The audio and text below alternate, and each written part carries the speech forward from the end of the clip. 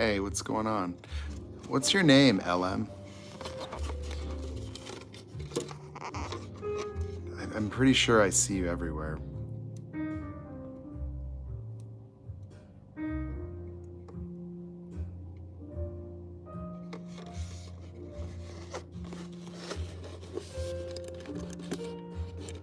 I made a cup to hold the thing.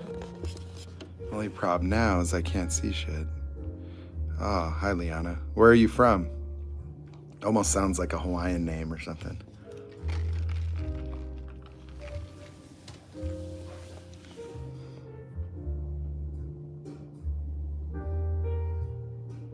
Look at my head. Wow. I came in to work on a car, but I don't know. I gotta see where this dude is, because I got other plans today too.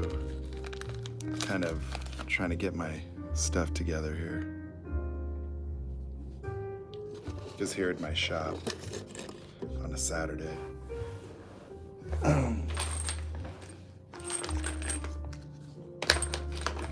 It's interesting.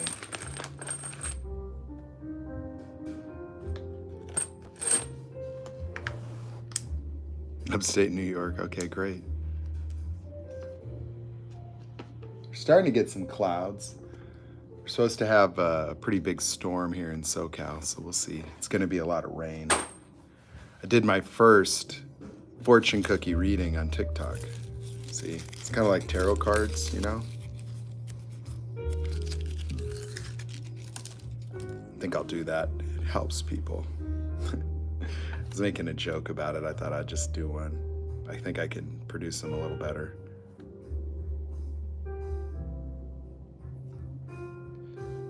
This medication, I'm not so sure about it, man. I don't feel that great taking it. Like I tried increasing it to see what would happen. It felt a little better. You know, like it kind of got rid of a little bit of the fog. I think what I gotta do is I'm gonna walk to my car to grab something. I'll be right back.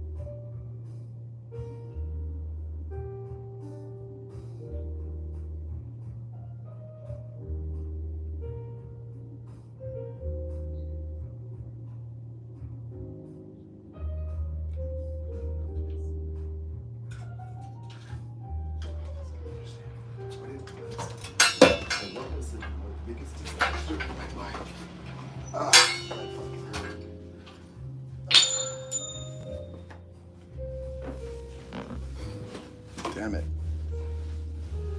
Busted up my shin here. I'll take this phone out of this thing here. Hey everybody, how's it going? I think I want to make a video about my version of people pleasing.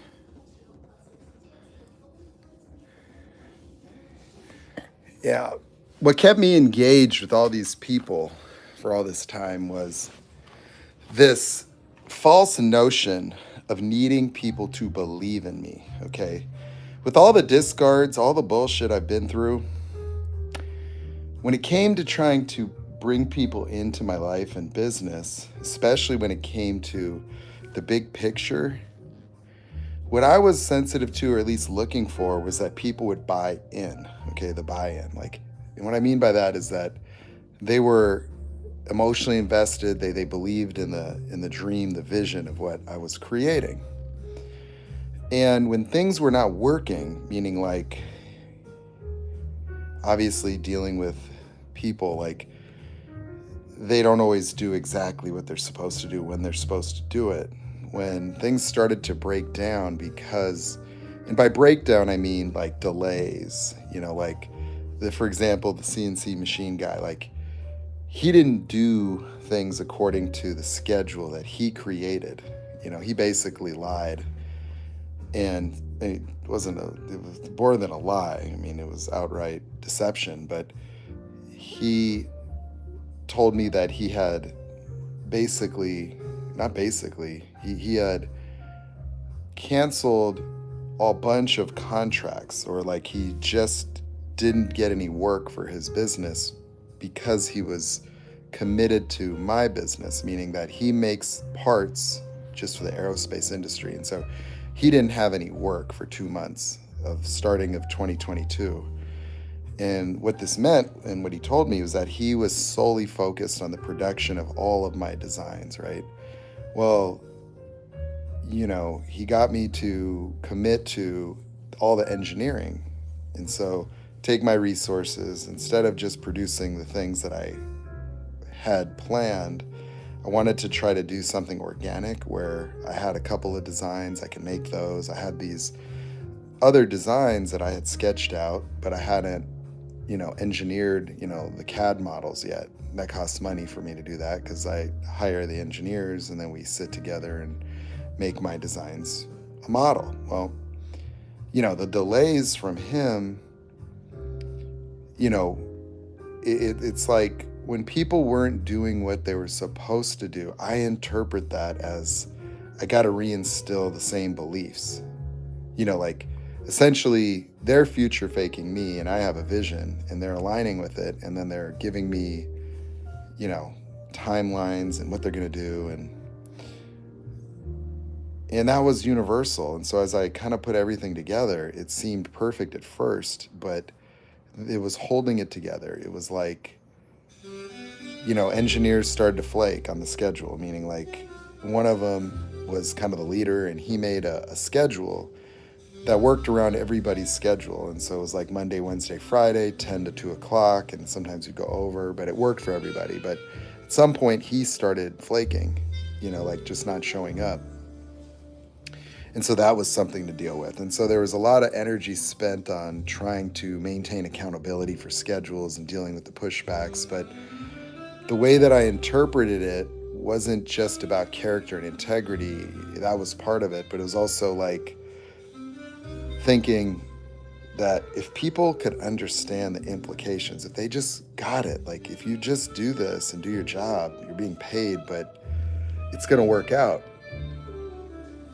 And so in a way, I was a subordinate without really looking at it, because I was at the mercy of other people's performance, but at the same time, interpreting any kind of failures, delays, flakiness as something to do with believing in me.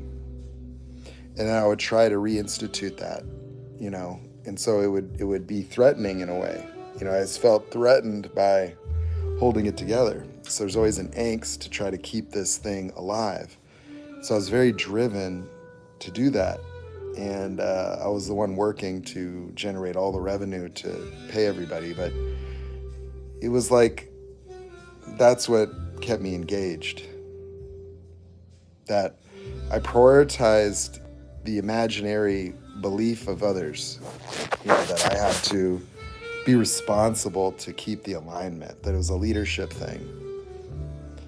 And that I could see that people didn't understand everything about what we were doing, in terms of like, they don't necessarily understand the products per se. They do, but they're not like I do, that they would work, and that what the implications were. They don't know the market, they don't know customers, but I do. And they don't necessarily understand the engineering principles behind the designs. I do. And so I would interpret that their incompetence, I didn't see it as that. It was like the belief. So that's what I would address. It'd be like, look, you keep saying you're all in, but why, if you're all in, then why is it that you haven't done this yet? Why are we still waiting? Like, what are we waiting for? Is there an issue that I need to know? Like, you have a financial issue? Like, I thought that this guy with his business just didn't have the resources to do it or something. Like, he might have been broke or had other apprehensions. And so I couldn't have it. No, he's all in, but he would gaslight in ways like he would act as if there's something incomplete or something we're not doing. And it was the same thing I was getting from my girlfriend. It was the same thing I got. Eventually, one of the engineers just became a flake after being paid in full. So he got the money. The second half of the payment was when he completed the design, but he showed it like he said he finished it. And then when I reviewed it, it wasn't complete. It wasn't done. It had all these fine details, and then he just kind of ghosted. But when I did talk to him, then he turned it on me. He said, "No, it's because you kept changing the design." It's like, that's not what happened. Like, you stopped showing up. Like, this was supposed to be 3 weeks. It turned into 6 months. You stopped coming around. I needed to work with you on it. Like, I wasn't changing it arbitrarily. It's that if you go and work on it remotely and then I have to review it and then I have to tell you to correct this or correct that, that's the reason is you just stop showing up. Like, I have to oversee the design. I didn't hire these people to independently design stuff because they don't have enough knowledge. They don't know what they're doing. And so it was that kind of action, and so, I had a fabricator here, held on to him. And so for me, the instead of perceiving incompetence or flakiness or character issues or just straight up being dishonest, like, it just occurred that this was just the way people were, that I've always dealt with people like this.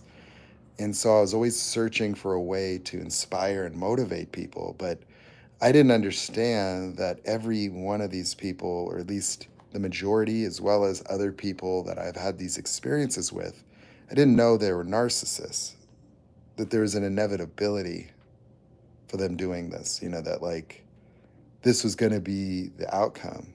And so that's how I created such a disaster, was holding on and living within cognitive dissonance of a turnaround.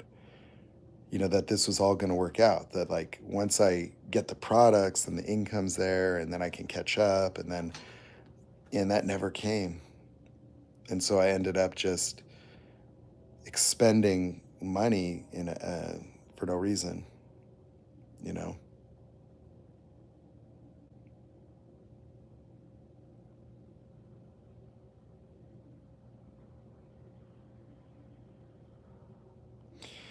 It was like, the guy, the CNC machinist, like, I realized at some point before he shocked me with his imbecilic lawsuit, like threat, that there was one time I was here at my shop and two of the engineers came here. They're young guys, they're like seniors or graduates, like they're just finished aerospace engineering school.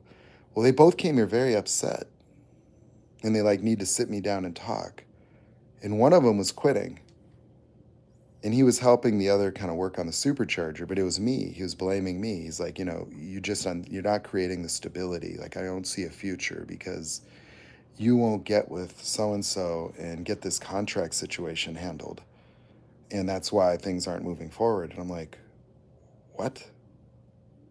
Like, first of all, why are you talking to me about contracts? Like, what are you dealing with? Like, because the other guy, the owner of that company, he, you know, it talked partnerships with me and made all these promises, and I would have been totally on board. However, he was not doing anything. And so, but when I would talk to him about it, because he would bring it up occasionally, that's what I would say is like, I would just talk about different, things. Like, it was in kind of an open negotiation, but we hadn't even got to where he could offer pricing. Like, there's no math, no numbers.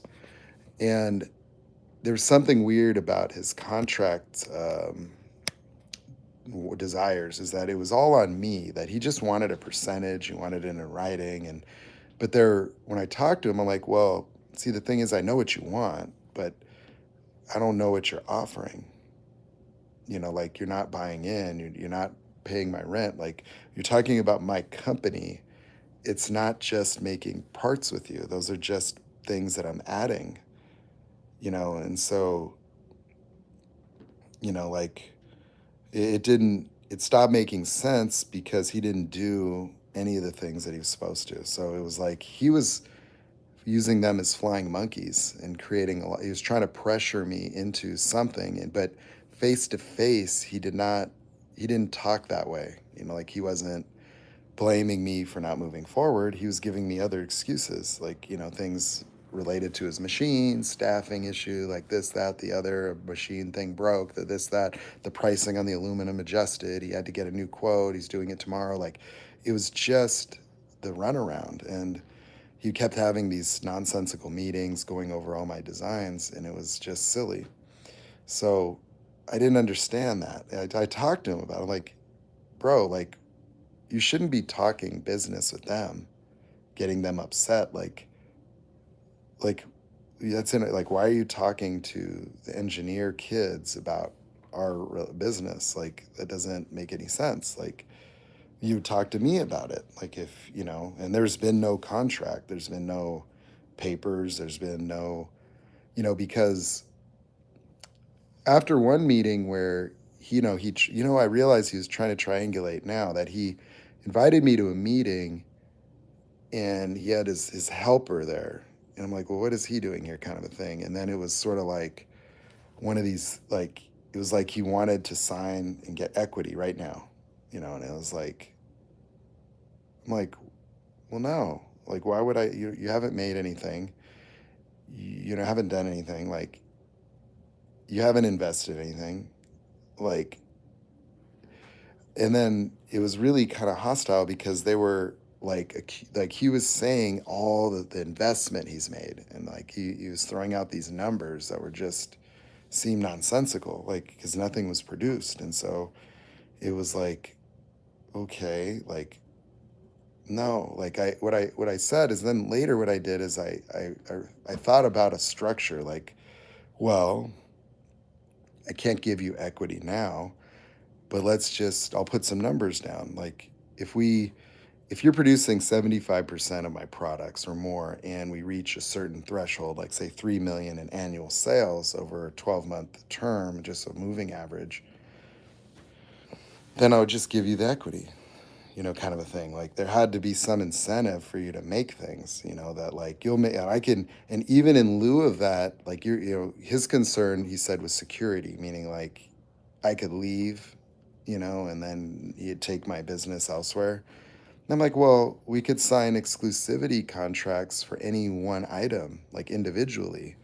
So I said, if I'm going to produce all these, you can't make all of them right now, then I'll make them elsewhere.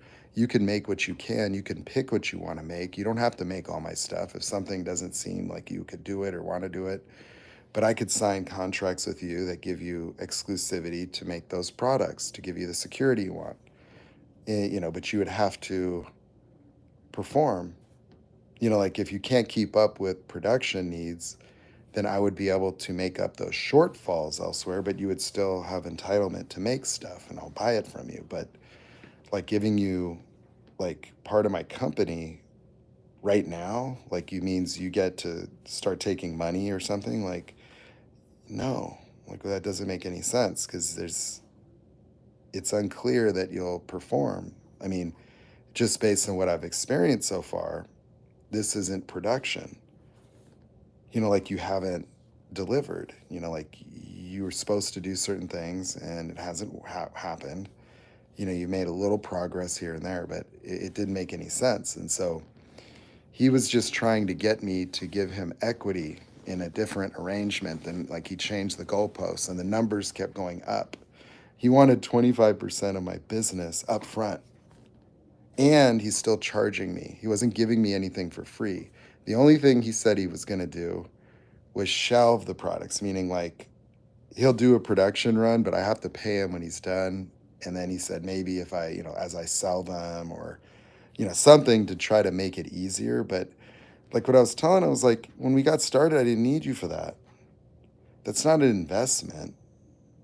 That's normal. Like, these businesses work on, like, net agreements, even, like, where his normal contracts are like net 90, net 120. So he's used to having to do all that. But he had already duped me. Like, he got me to invest in all the engineering and didn't produce shit. when I could have paid to produce it and not overextended in engineering, that wasn't going to happen. And so going with him meant that I got nothing, and I have all these designs that aren't getting produced. So it was just nonsense. And so that's what he was doing, is he was trying to pressure me, destabilize the team, delay, pressure, so that he could coerce me, and that was his strategy, was to prepare a lawsuit and like assert that, you know, I'm in breach of oral agreement. And then he made up everything. Like he put all these things in there saying I agreed to do this, agreed to do that. I have no agreement to do that. Like he wasn't an engineer. Like he's not engineering or designing shit. He doesn't even understand it. So it's kind of like he was attempting to pretend that he was invested or involved in the design process when he was just wasting time looking at them. It was ridiculous. It was nuts. But that was the kind of stuff I was dealing with, and it caused like just fracturing and, stress for me trying to hold everybody together. It was idiotic. But I realized that even some of the young people are narcissistic, that a couple of them were very arrogant. They thought that their aerospace background meant that they understood things, but they didn't. Like they would get cocky, but they couldn't explain very basic things, So it was weird. Very, very challenging. And so, yeah, just idiotic. I look at it on my part and it's like so regretful, like unnecessary. Mainly the stress of trying to continue to get people's invested emotionally, like dealing with them from the standpoint of their beliefs. It was just nuts. It doesn't matter what people think. It just matters what they do. So that's that. Terrible.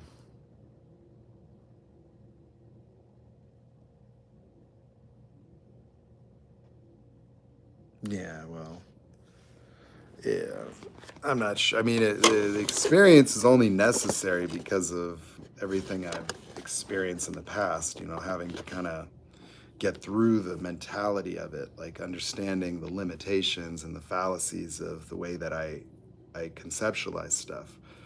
That, being concerned about people believing and then making that my responsibility, and interpreting their failures as my own in that regard, that like it was something I wasn't doing to keep them on track, is nuts, and that became the basis of like minimal accountability and failure. But with these people, I don't think it wouldn't make any difference.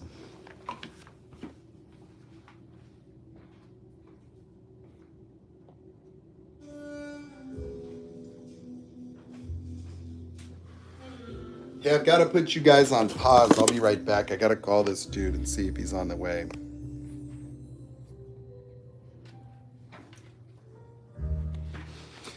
He's supposed to bring a truck on a trailer and his other.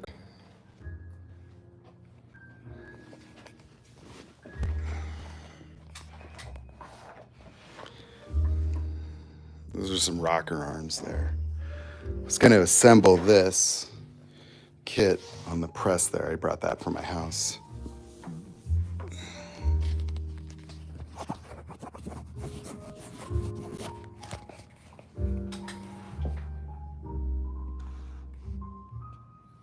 Oh, everyone took off.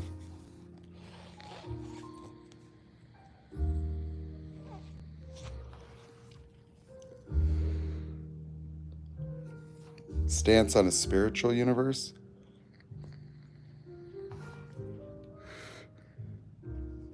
Depends on the state of mind I'm in when you ask. I haven't really been looking at anything too spiritually lately, but I have in the past. Kind of between two worlds, if you will. The new Nate, that shares and does all that, and then the guy that's in a clusterfuck. So it's hard to be my Zen master self in this tornado of dysfunction.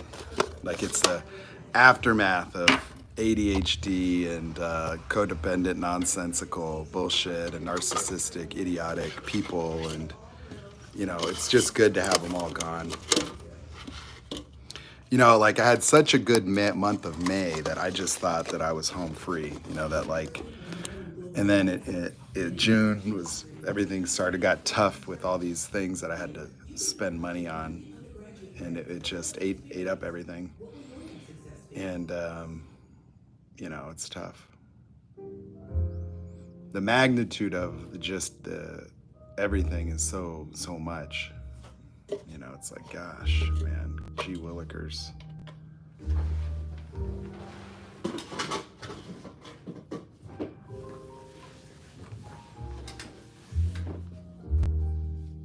But I think when you're talking about all of these things, they're all connected: psychology, science, spirituality, consciousness, psychology.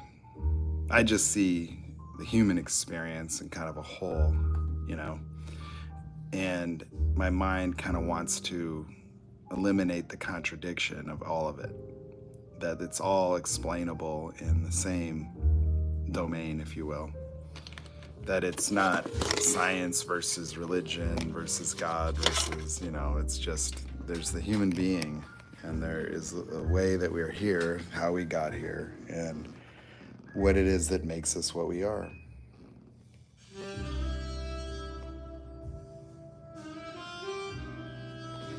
Yesterday was pretty good. I tried doubling the Concerta. I think I have to change that med because I don't feel that fantastic taking it. In the dosage that I have, it doesn't necessarily fully clear me, like I remember taking the other medication before, and that would seem to be pretty effective. This, if I double it, it is, comparable in a way. It's just weaker and doesn't seem to get you all the way through. Like it may just be a matter of going to the maximum dosage or something.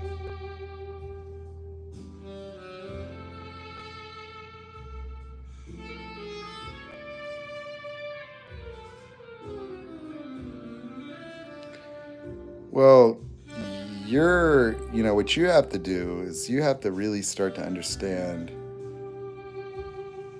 the nature of your own mechanics and how that plays a role, because narcissists are readily discernible if you're present. It's your own needs that are in the way, your own vicious circles. So what is it that you get out of these relationships, or what is it that's missing experientially that would have you attaching to these types of people? Because narcissists are equal opportunists. Like they don't necessarily just seek out people like that,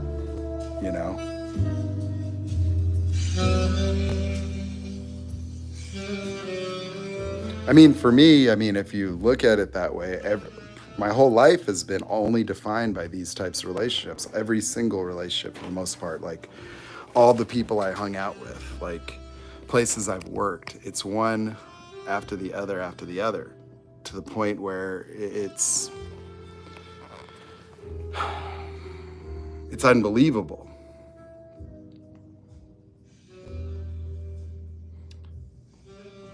Like I've been dragging these types of people my entire life, since childhood. My first best friend in high school, like even guys that I knew, kids, that I grew up with, and it just kept coming, like my college roommate, then his group, one of the buddies there,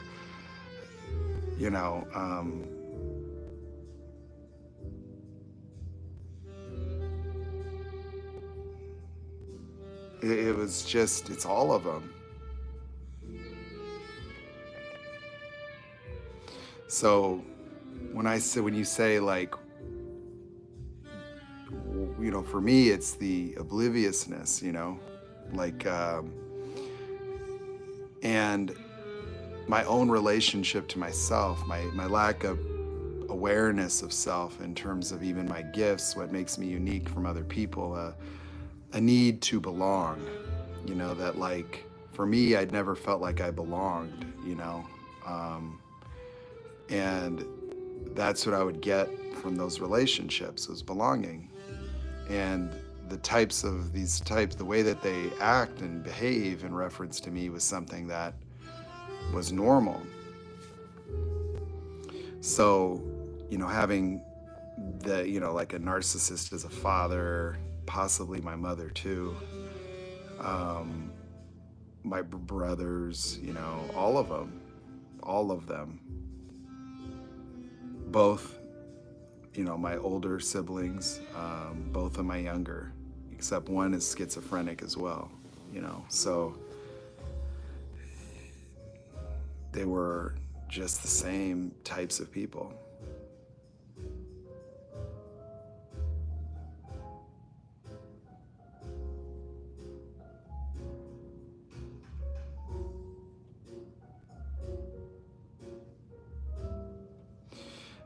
In a spiritual sense, they're like dementing, demonic entities that will destroy you. Like your energy, your enthusiasm, your brilliance. For me, like I've done a lot of work to free myself, and they would admire, emulate, attach to you, and then try to become like you or be like you, and then replace you or devalue you, and so that was persistent. And they would do it like a kamikaze, because in many of these instances, some of the things that I did for people were things they couldn't do on their own, and they would sabotage everything, including themselves. Like, where an example would be the buddy that I set up a NASCAR opportunity, and then he did like a Judas and stabbed me in the back and just tried to destroy my life directly after, like within a week of getting him this opportunity. He fell apart, like that kind of mentality was something that would always shock, and it would rattle my whole world, to have a best friend do that and say those things. But it would put me in such a depression. It was always about myself. Like I couldn't, it would, like, I was in a very, very enlightened state when I was doing things like that, like where I could just see everything that would be possible and take action on it and create with my imagination how to fulfill certain things. And so I was good at that and believing in people, and they would love, the supply of my belief, which was undaunting. And that's the things that they would say would be like, you've always believed in me, kind of a thing. And so I was the believer, so in that context, I was always a stand for and a belief in other people. And so that made me like an ultimate supply source, I came very much second to that.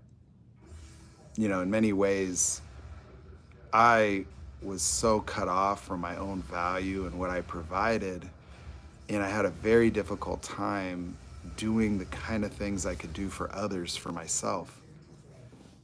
Like if you asked me about myself, it would be so triggering.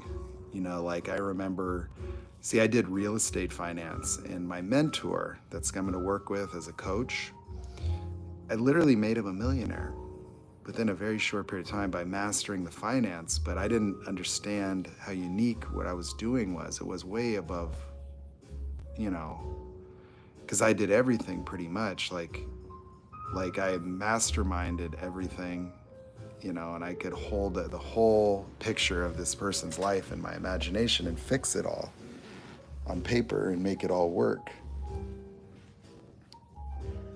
And in a way, he kind of betrayed me too, like, because he didn't understand that, nor did I. And so what happened was is there was a change in the market, and there were a couple of houses he wanted to buy, but the purchase prices are really high, and the market was starting to change. And I used to watch the mortgage-backed securities, and I knew that there was going to be problems with defaults, and that this was not a opportune moment, but also the carrying costs of the types of financing that he was going to need to get would make the purchases dangerous, because you need prepayment penalties for a certain amount of time, like 6 months. And so the contractor also called me because he was worried, because he was being pressured to try to operate without the permits or stuff, like it was just this notion of abundance, like, oh, we're just being in abundance, and it was like this idea of abundance. You could see like that was like people reading the book The Secret, if you will. And so you've been on a winning streak like that, where he's made a lot of money.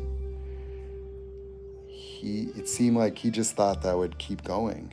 And I tried to tell him, I declined to do the loans. I told him not to do them.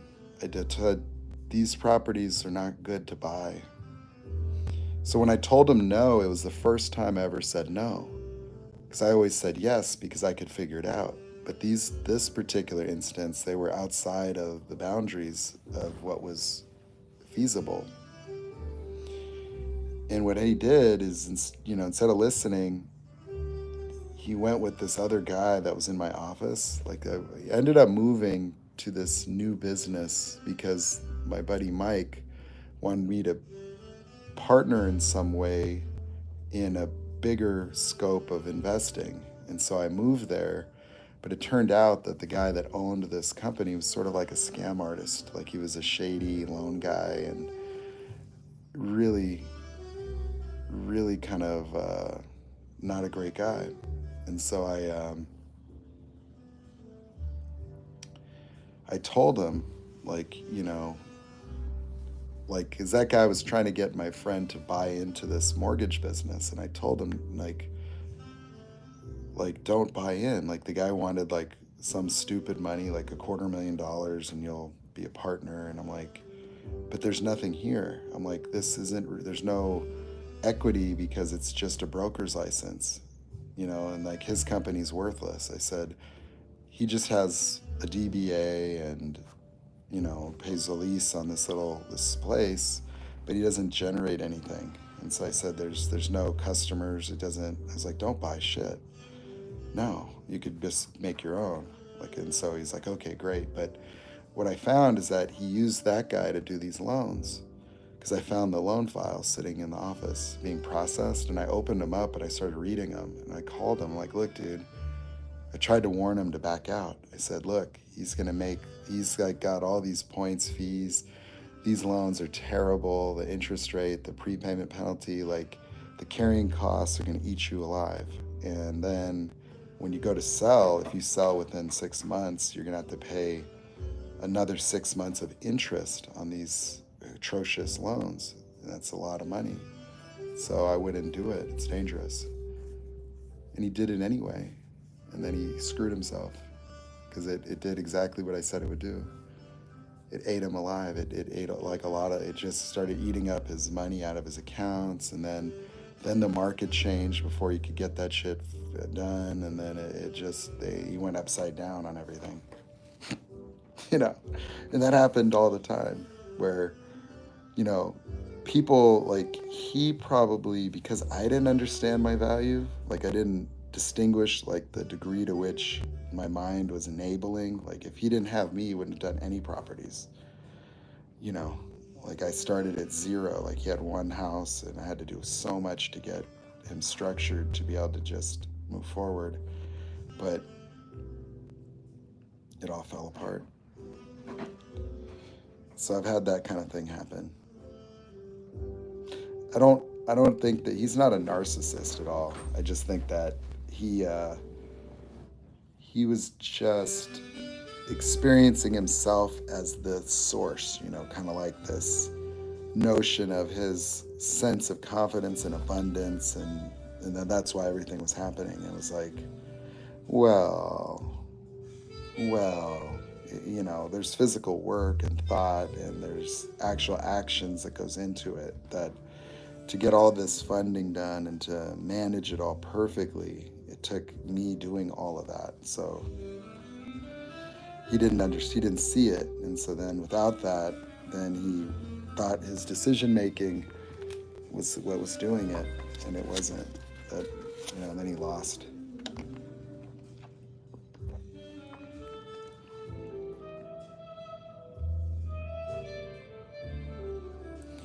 So I've had that kind of bullshit happen over and over. But he's an amazing guy, a great mentor. And that was 2007, 8, 2007, 2006, 2007. So it's nearly 20 years. We stayed in contact. We talk all the time.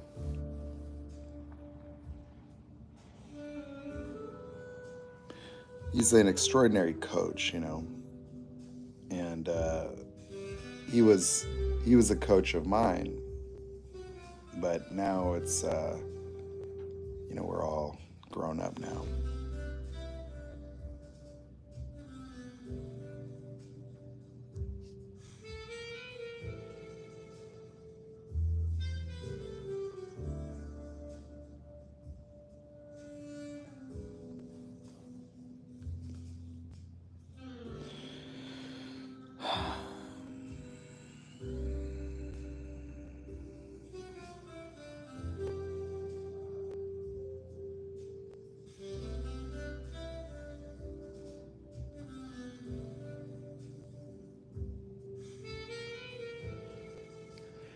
I believe in miracles, but it's up to you, that you have to create them in your mind and then fulfill them. Be able to see them, discern.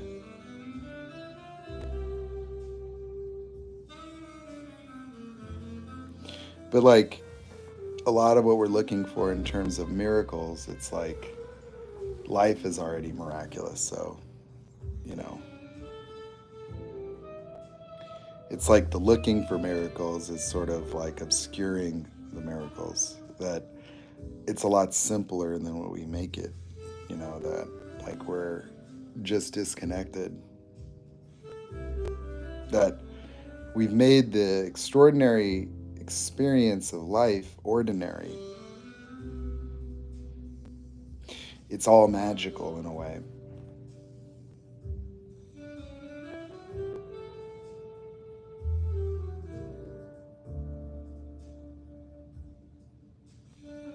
Like pretty much every process of experiencing life is miraculous. It's improbable, it's unfathomable, it's intricately complicated, and it works. And that the fact that life works at all is a miracle. And so when we're trying to look for miracles and turning on the TV to see people getting out of wheelchairs, there's an absurdity to it. It's like that's blasphemous in a way. Slapping God in the face, like.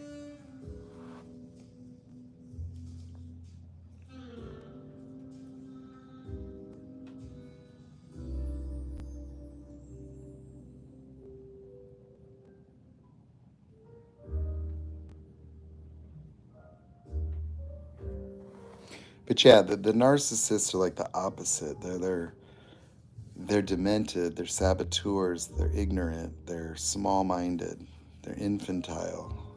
Like they're very imbecilic. Like children, children.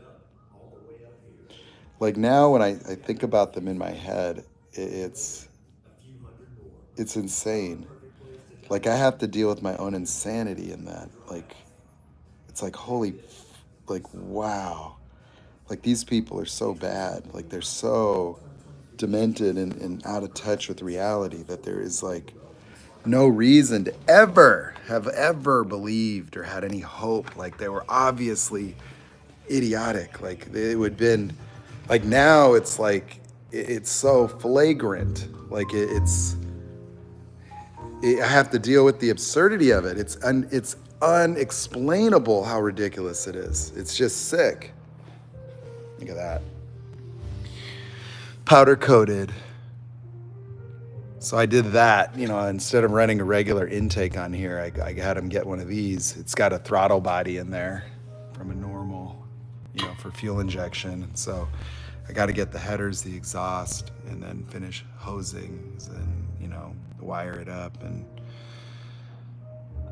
it's like, these kind of projects pay well, but when they're sitting and they're stuck and I'm stuck, it's like I'm at a stalemate, It all caught up with me. That's all that happened. Is, hanging on for as long as I did just imperiled me, and I didn't see it. I did, but I didn't. But I was always under anxiety, but the cognitive dissonance is what kept me engaged, because I could always believe and be inspired, or I was unwilling to surrender, to reality, that I just was unwilling to let go, to quit, You guys chill, I'll be right back.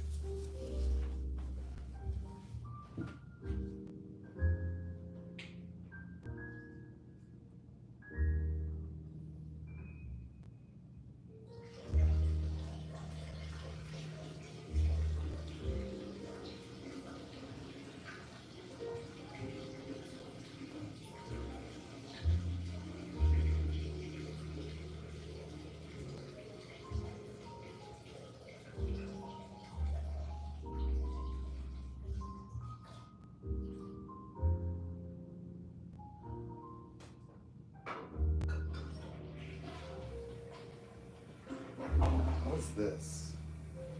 In relation to the diameter. You have to clean that.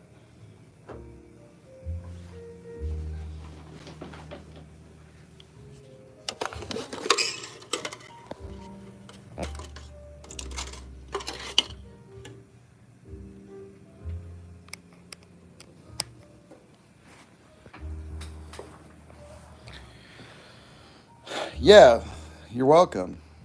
For me, that's what I have to deal with. I only share from experience because I've got a lifetime of it. And so I have to kind of retroactively go through everything I've gone through and look at it and just be insightfully straight that I am the 100% at cause, 100% responsible for all of it. Every single feeling I had, that the narcissists in my life are not responsible for me feeling not good enough. They did what they did. They said what they said. But the reality is that the impact of what happens to you comes from you. That devaluation only impacts you when it aligns with your internal monologue. That if you're challenged by a perpetual experience of being not good enough and you're a people pleaser, you are impacted by the recreation of those original moments where you decided that you were not good enough. And that's what gets triggered in you. Now, do they push your buttons? Of course. Do they do that? Of course. But it's only through your own lack of discernment, your cognitive dissonance, your idealizations of others, your persistence in prevailing over the thoughts, the feelings of others. You're trying to fix other people's interpretation of who you are, that you are living your life at the effect of those people. And you being at the effect as a position of victimhood is your personal way of being in life. And as long as you're going to be that way, that will always happen. That you cannot avoid victimization as a people pleaser. You can't. There's no red flags, there's no nothing, because you cannot discern people. You just can't. You don't experience it because the behaviors of those people, when they run in parallel with your own notions of self, they're undetected to you. Being triggered is a way of being disconnected. Now, does that make you at fault? No, it doesn't make you. It's not your fault. It's not something to invalidate yourself over. And it's not something to continue the cycle, meaning In discovering your responsibility, in that context, it's freedom because you've distinguished how. You have choice now. And so it's really about restoring your choice, not in just how you engage or what you do. So it's not just about your choices there, it's your choices in terms of who you're being, how you're being. That these ways of being as a people pleaser is the only reason you cannot experience love in your life. That state of being prevents you from being able to feel your internal emotional environment. It offsets it to the future. It makes it contingent upon behaviors. It makes it contingent upon a reflection. It makes it contingent upon what other people do and how they treat you, that you are living entirely at the effect of the sentiments, the emotional states, the mindsets of everyone else in your life. That you encounter people, and whether it works out or doesn't work out only is up to them. They have to treat you right. They have to respect you. They have to not be a narcissist. All those things have to go your way. And that is a roll of the dice. But in practical reality, the people pleasers are also substantially disabled in terms of their capacity to experience reciprocation. The people pleasers go out of their way for people and imagine that those people need to do that for them in order for it to be equal. And people pleasers project their insecurity and instability onto others by observing them. You see, the thing is that the people pleaser will by default understand that people admire what they do for other people, meaning like, even if you had relationships that were working, you will start to know that you do more than they do. And then you'll start to interpret, well, they don't really like me. They only care about what I offer. They only want me because I work on cars. They only want me because I always am the organizer. I always cook for everybody. I always do this, do that. So people pleasers will create a false sense of value by doing actions, by giving resources, by providing value. But that will be something external from them anyway. That those things are not you. You're doing them, but your services isn't who you are. They like your services. They like your resources. They like what you do for them. But you'll see and start to feel like that's all they like. They only like me because I do that, because I do that, because I do that. But you're the one doing that to get your foot in the door, or to keep people, or to constantly need to feel security in relationships by being valuable to others. And so when your value to others is the way in which you experience, belonging and love and stuff, you never can quite get there. Even with healthy people, you won't feel like you belong. You'll feel used. You'll feel like a martyr. You'll feel underappreciated. And then that only gets worse if you encounter a narcissist, because they won't even be thankful. They're entitled. But they're entitled because of their pathology. Like they're incapable of experiencing the value of other people, or even acknowledging it, because it's a threat to them, that in their mind they're more valuable than you.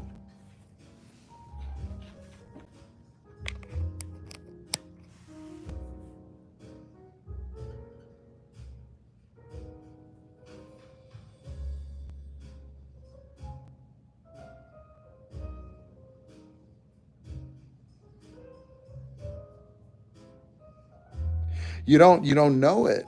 You see, it's not that you feel not good enough. It's that you are not good enough.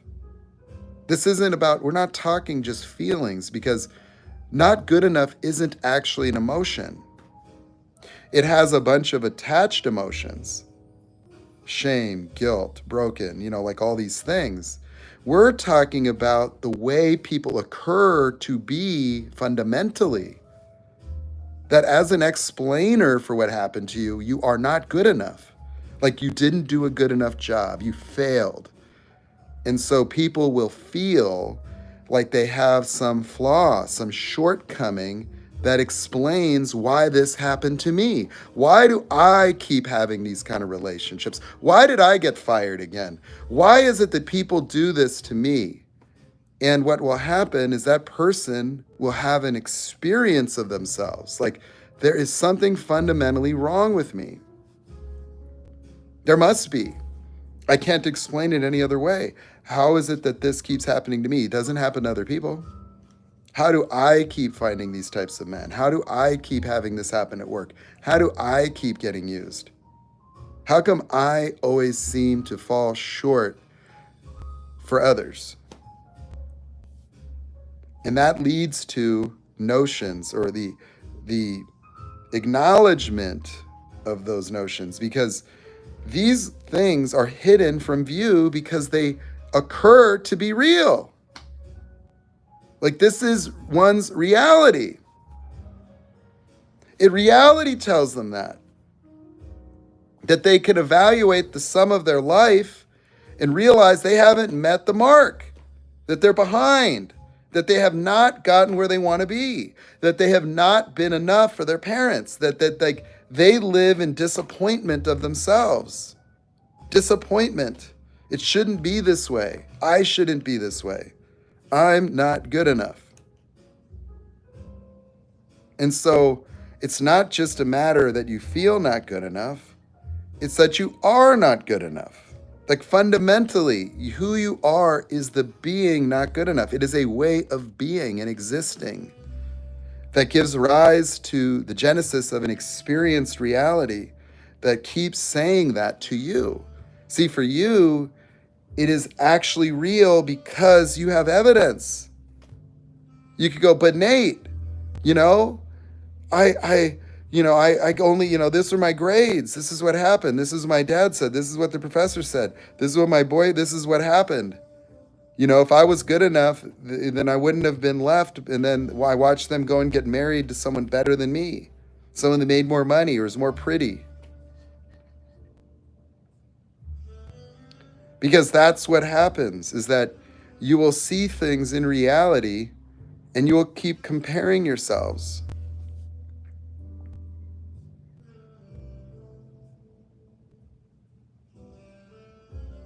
That you feel down and out when you really consider it, because you'll look at other people at your age, at this, that, where they are, where you thought you could be, your potential, and there's a gap between what you know is possible and what's actually taken place in your life, that you can't seem to reconcile that without just acknowledging that there is something wrong with you. That you know it. You know it in your bones, that there is something fundamentally wrong with you. That you're not good enough for life, or you're not good enough for this or that. And that's why this happens. If you were just good enough, then it would be fine. That you would triumph over that you would have made it, that you would have stayed engaged, that you would have won, that you would have got what you wanted, that you would have kept that together, that this would have worked. And see, that's why we attack those.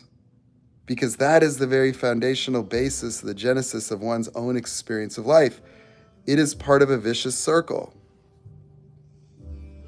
Attempting to overcome it and fix it, prove it wrong this time, progress, transform, fix, grow, heal. And so what is it people are trying to heal or heal from? Themselves. And then you'd have to ask, well, what is it about themselves that they think needs fixing? And then that's where you'll find it. I'm broken. I'm not good enough. Right at the core. And then you'll look and you'll say, that you said when you were 5. And you could go right to the moment it happened and you could let it go. Because you'll realize there wasn't life impacting you at all. It was just that. It was just the notion of self that said, I'm not good enough, I'm broken. Because life just keeps happening. And imagine what life would look like if that never was your occurrence, that it wasn't about whether you were good enough or not good enough, that what happened just happened. And then you learn from it and you just deal with life from the standpoint of what am I committed to? Who am I committed to being? What is it I really want? And then you just go for it with no attachment to yourself, no need to evaluate, judge, criticize, invalidate yourself, that you get what you get.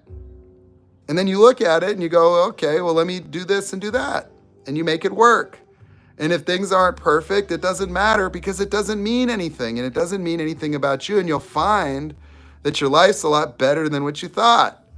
Because all you're doing is you're using things around you to suggest that this is true about me. And that if you were to let that go, you would already have the peace of mind, freedom, joy, and possibility that you thought was going to be a result of your actions. That you're living your life as if your happiness, your joy, your freedom, your power, your prosperity, or whatever it is an outcome. That you need to get results to be happy, that you need stuff to be happy, you need validation to be happy, you need approval, you need accolades, you need money, you need these things. And there you are trying to put a life together to get that. And you can't hold it all together. You can't keep all your ducks in a row. Things fall out of alignment. Something comes up. There's always something disrupting, displacing, and triggering. And it's endless and inescapable. And so it's not that people just feel like they're not good enough. It's that that's who they are for themselves. That is something that is just an innate property. It's unquestioned. Attempting to mitigate it, overcome it, disprove it, compensate for it, fix it. But how do you do that? Well, in that world of that, it's out here. Well, it means that you got to do something to get the relationship back on track. It means you got to show your boss that you're really valuable. It means that you got to do this. You got to get that job. You got to do something because you're just trying to build a life like a hamster where you paper mache a bunch of good enough everywhere.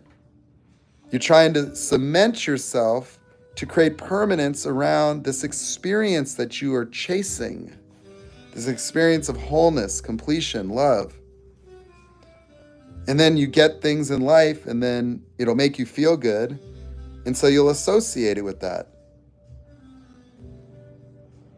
And then try to preserve it and hold on to it and fix it and recreate it and replicate it.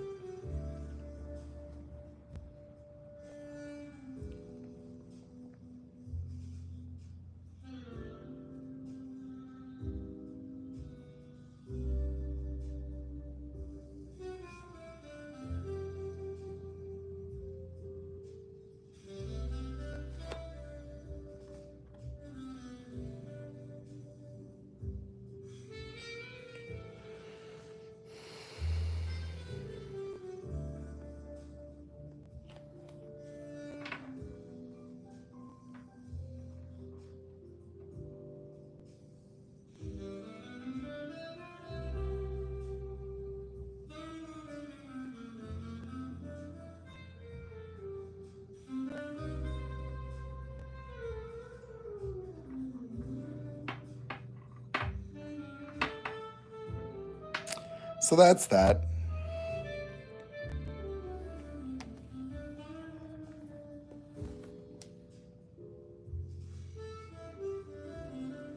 Give me a sec. I got to make a call.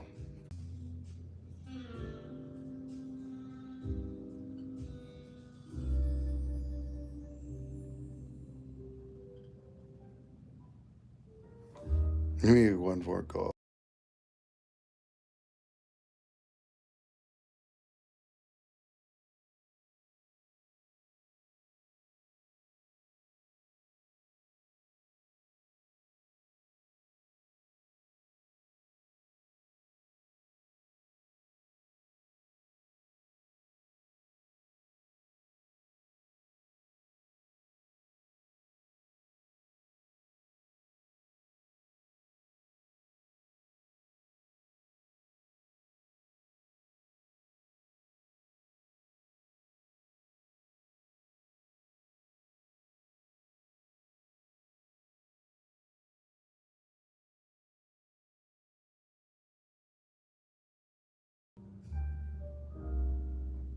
Uh-oh, frozen. Okay, back. Weird.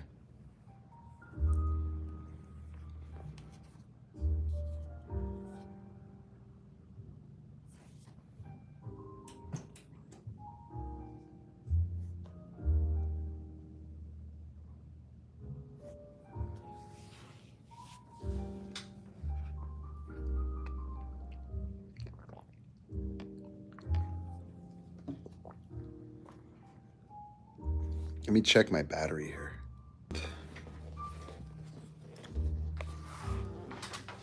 Well, I got a customer. He's supposed to bring a couple trucks here, but I got a meeting. I want to meet my friend in Pasadena. I got to clean up, make myself look nice.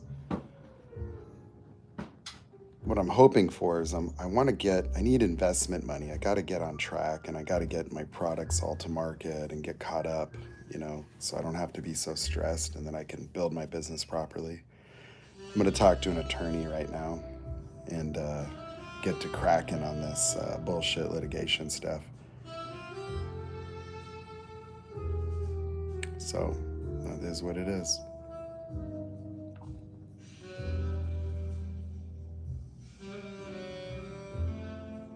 I just feel so lucky to have my SUV, man. I love it. This little thing. I gotta clean it, so maybe I'll roll it around the back. But I got this vehicle for $825, okay?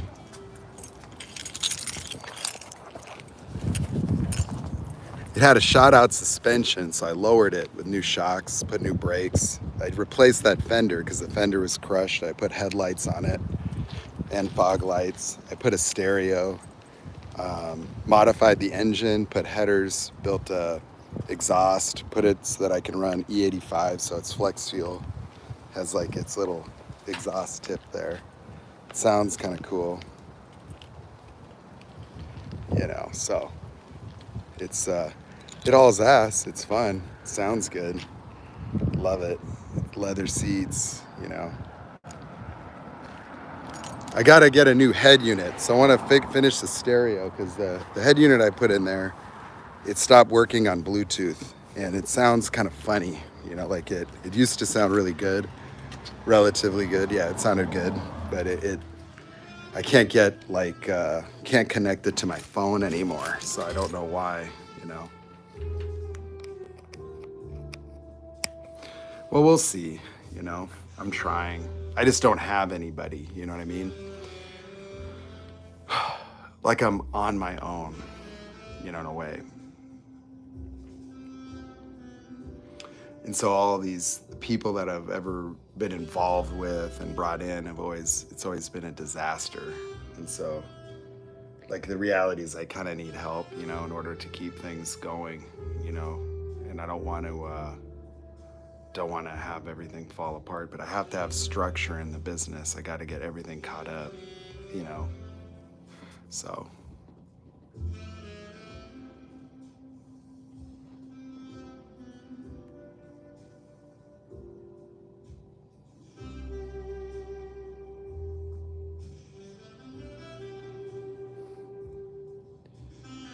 Do you want to leave Algeria, or do you like it?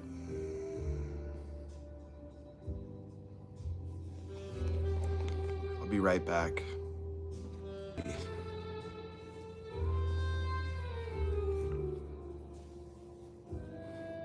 How old are you?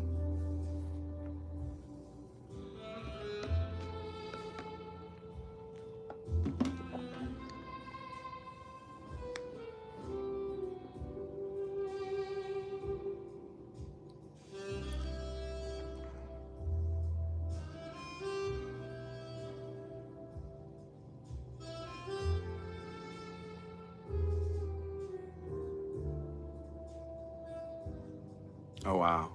Cool. Yeah, right there in your prime.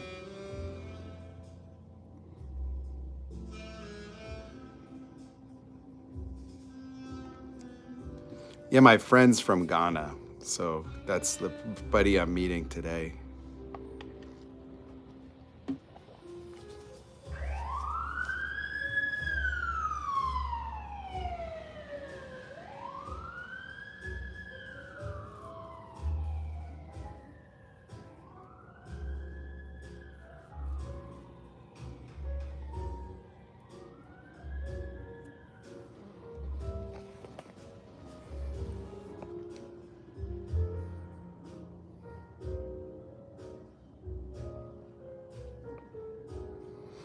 Yeah.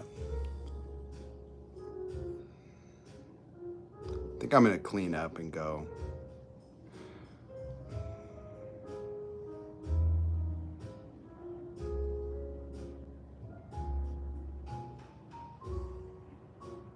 See, that's funny. Look at how Wilbur came in with a troll comment just to get attention on a Saturday. I'm sad. You know, you could ask. You could just say, "Hey guys, can I get attention?" We love a short king. It's so funny, dude. It's so silly. Like, why even bother, you know? It's like, it's pathetic. We love a short king. It's sad. Poor Wilbur. We love a short king. And I guarantee Wilbur's a short. He's not a king, but he's short. Wilbur. Poor Wilbur. Like trolls like that, they're like bots, you know? They're so incomplete as human beings. Like socially obsolete. Like they're just entirely toxic. Like they just have nothing. They have nothing to say, nothing to contribute, no insight, no intelligence. Their mind is only structured around just trying to impact other people. They can't do anything else. Like it's sad. But, you know, we need them, you know, because you could look at them and realize, you know what, your life's not that bad. Yeah, no, you're not that, you know, you'll never be that. Like, you'll never be that low. You'll never be that low.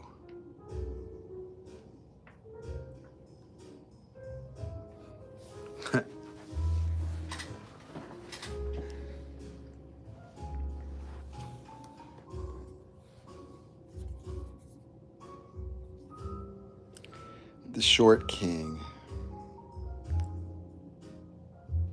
A short king. Like that's something people say. Like that's a new thing. Short king. It just sounds good. You know, it's a way, you know, short kings. I love a short king. People saying short king. It's so sweet. Well, maybe I'll just keep that out. And just.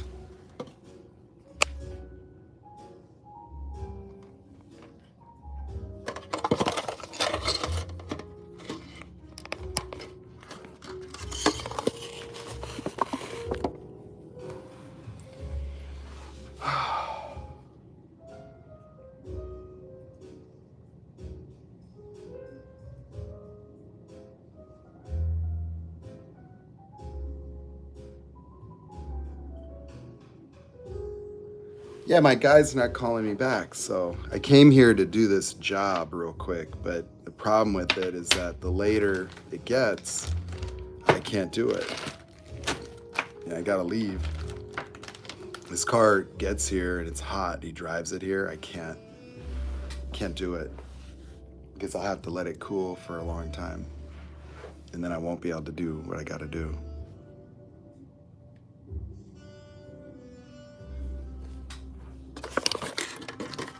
There was a troll that made a comment that got deleted. He says we love a short king. He was trying to make fun of me. Like he was saying I was short. So that's just what they do. You know, like trolls will just come in and make just an off remark, just something to get quick attention. It's like a fix, you know. So like we all love a short king, and then you engage with them, and then that's his payoff. That's it. So it's like an investment. It's like buying micro stocks or something. He just says some little thing, and then he watches his people respond. So that's what he got. He got a little buzz out of it. It's a narcissistic supply. That's it. So trolls are just, they're needing narcissistic supply, which is emotional engagement, attention. It validates their existence. That's it. This is like reactive abuse. And so like they're masochists. And so like trolls are masochistic in that they deliberately cause reactions in order to get supply. And what it shows is that they have no they're inept in life, or they don't have relationships that are of any merit, you know. And that's what they become. So online trolling is just something that's a cultural phenomenon that's based, in my view, on male covert narcissists that are socially obsolete. That's all. That, you know, you guys have all dealt with narcissists, but there's something at least attractive with the person. They had certain social skills, or they had abilities, or they were attractive in some way. Well, imagine if they weren't. Like if they were ugly or short, and or they they had enough dysfunction where they couldn't really work or be effective. So what do? What happens to those people? They have internet access. And so while they're maybe relatively solitude people, like they get their engagement and supply from trolling. You know, getting reactions, like going online and like, you know, harassing women, or just scrolling through live streams and just making comments to get a reaction. Like they'll say they're like, there's an art to it. Sometimes they'd say things that are like meant to be politically incorrect, or something that would be like argument starter, like, or some controversial topic, and they'll make an assertion about you to get you to be defensive or react or respond. Even, you know, I'm not gay, you know, like they'll just say stuff, you know, like, you know, just only to get engaged. That's it. Only for a reaction. And they get joy out of if you react negatively, like if you attack them back or argue. That's what they want. That makes them feel good.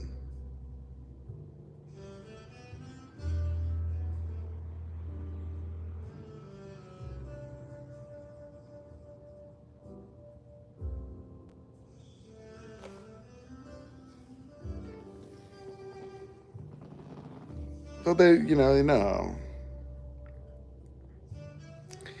I mean, have you, you know, you go out in public. Have you ever encountered somebody that you thought would be a troll? I don't think I have. You know, like, there's so many trolls, but where are these people in societies, right? These anonymous people.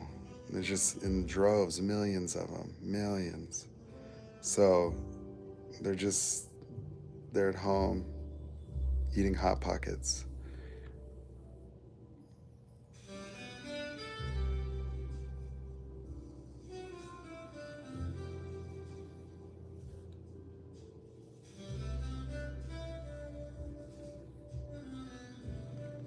I don't know what you guys are talking about.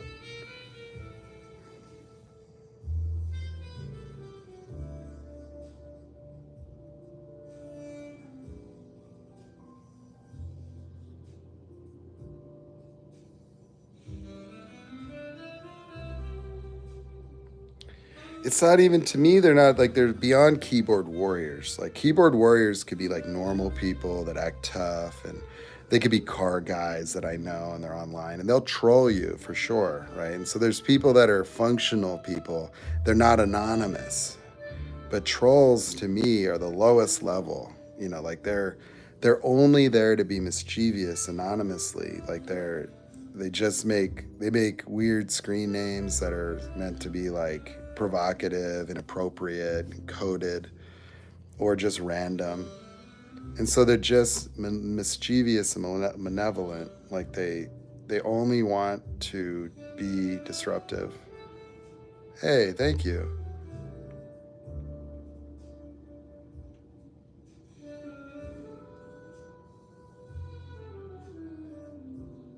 Wow. Wow. So that's the way I see it. I mean, they are technically keyboard warriors, but I mean, mainly like a keyboard warrior is like somebody who's gonna act like a gangster, right? Like be tough, try to like, dude, I'll kick your butt. But like trolls are more people that want to like needle you, invalidate you, make you feel bad, disrupt you emotionally, provoke insecurity, get you engaged, get you to argue, get you to notice them, you know.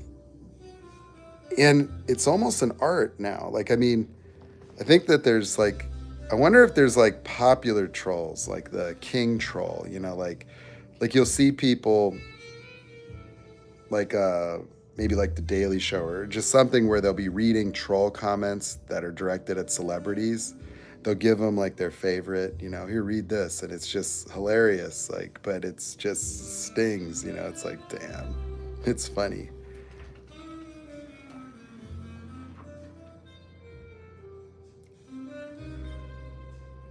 Like some of them are creative, but a lot of them are just low functioning. You know, like they come in, we love a short king.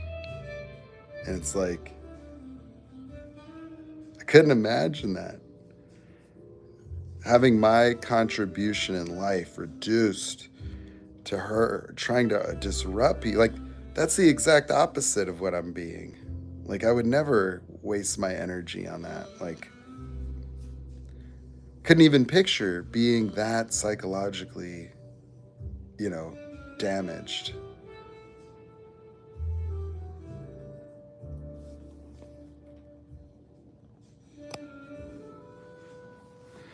But that's just who they are. You know, that's the thing, is that that's just their entire existence.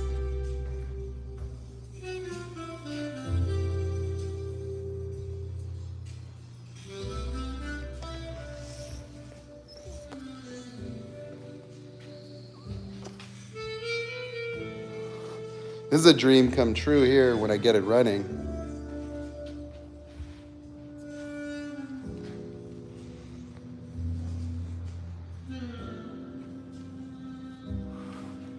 Who knows what this is?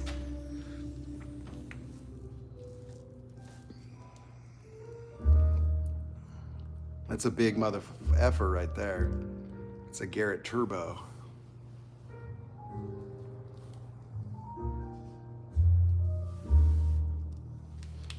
So this is twin turbocharged. You guys know how turbos work?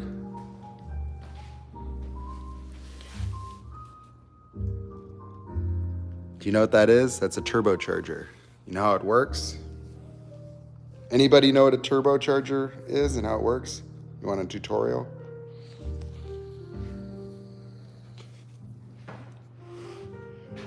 Turbochargers are these units right here. They're called a power adder. It does what's called forced induction, which means it force feeds air to the engine, so it pushes more air through it. The turbochargers use the exhaust pressure, the heat and the pressure from the exhaust to drive the turbo. So my exhaust in this case goes forward. You see this tube, and then it pumps through the turbocharger. There's a turbine wheel. So the turbine wheel is a wheel that spins from the exhaust blowing, you know, through. Uses the kinetic energy and the heat, and there's a shaft in the turbo, and then it drives a compressor wheel. So that's a compressor. So it's got ball bearings, and so when that's spinning, it starts to suck air and pump the air out the compressor housing. And so the compressed air is going to run through this tube, through the car, and go to this box. That's an intercooler, and so it cools the air using water, and then it pushes the air back into the engine. And so the intake manifold is backwards. I modified the car. I put the intake backwards because the cooler's in the back. And then that cold air pumps into the intake manifold back into the engine. And so it's like free power. See, there's another turbo. So the exhaust system is going through this turbo. Okay, that's the turbine wheel in there. That's the turbine housing. That's the compressor housing. And so the air gets sucked, pumped out, and it pumps in back into the engine. So turbos just dramatically can improve, increase the power. Like at 15 pounds of pressure, that's 1 atmosphere. So it basically doubles the amount of air that the engine is eating and fuel. And so technically at say 15 pounds of boost, you should double the horsepower. So like I ran mine at 30 pounds on the dyno and it made 1719 horsepower, but it wasn't really, it wasn't running that, wasn't really pushing it that hard. So, I could run it past 2000 horsepower. So that's what it is.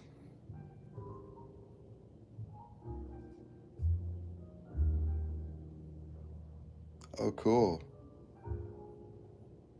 You have a couple old cars here. 3 of them. A classic Nova, this pickup truck that I gotta finish.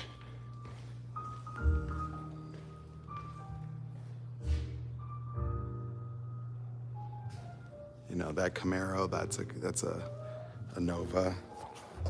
This Camaro's the one that I've got that. I invented that for this car. It's a little big, but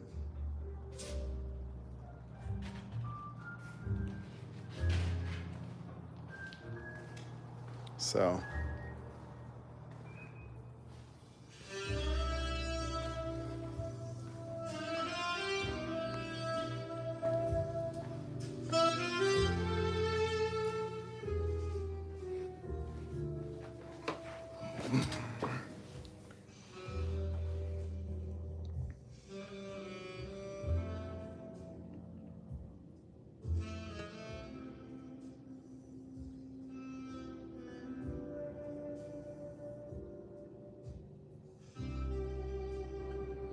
yeah, that's what I was doing here. Shoot.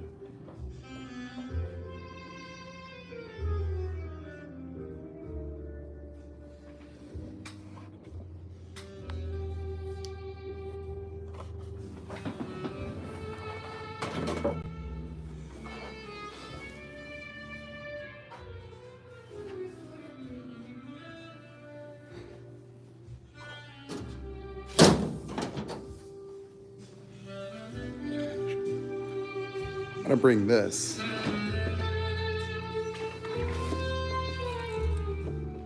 This is my supercharger. It's a 3D printed model.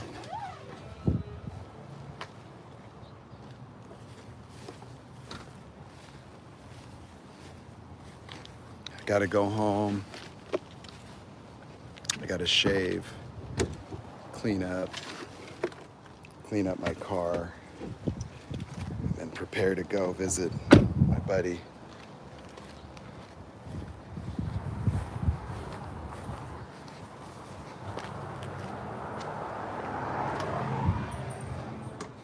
That.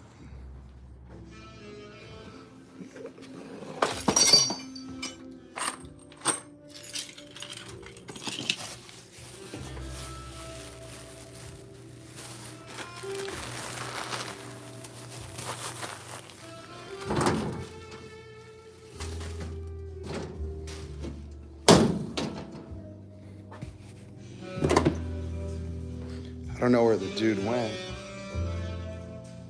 He's supposed to come. Oh.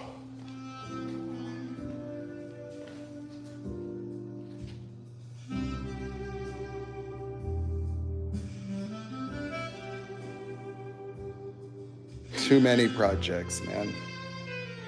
1, 2, 3, 4. Just too many. I used to try to keep it to like 1 or 2, but I overloaded myself trying to keep up with all these costs and buried myself.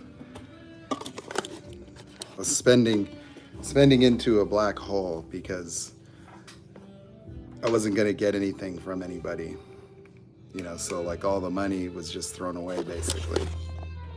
Like that's just what it is. The fabricator didn't produce, the engineering is just stalled, like where I have some finished models, some of them haven't been completed. And and then a lot of wasted materials and time. So that's just the outcome.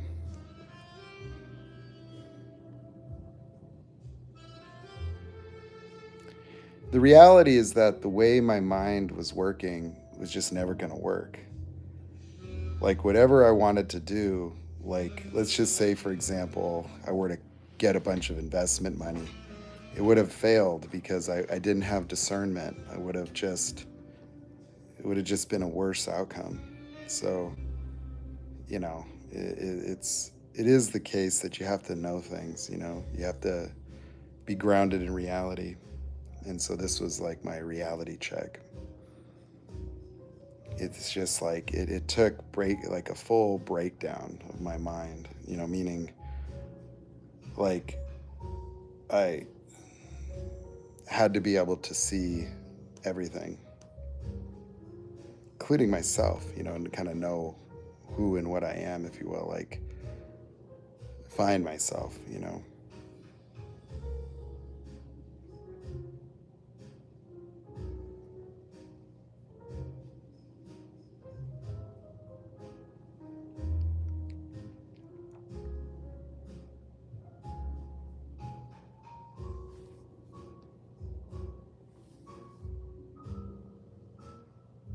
All right, well, I think I'll hit the road. I gotta go. I gotta make some calls and figure out my day. But I'll be back later.